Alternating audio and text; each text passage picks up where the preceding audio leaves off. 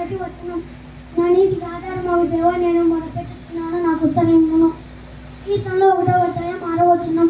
నీతిమంతుల మార్గం యెహోవాకు, దుష్టుల మార్గం నాశనముకు నడుపును.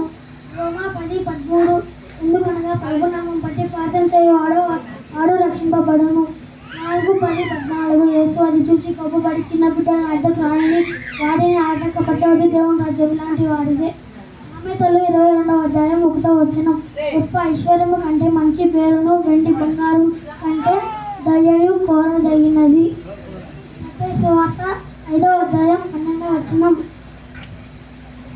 సంతోషించుడి, ఆనందించుడి, పరలోకమందు మీ ఫలం అధికమగును. మత్తయి సువార్త 1వ అధ్యాయం 1వ వచనం. అబ్రహాం కుమారుడగు దావీదు కుమారుడగు యేసుక్రీస్తు వంశావళి.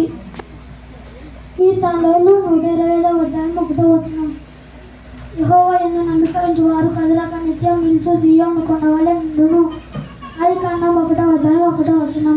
ఎందుకనగా ఆది యందు దేవుడు భూమి ఆకాశాన్ని సృష్టించును.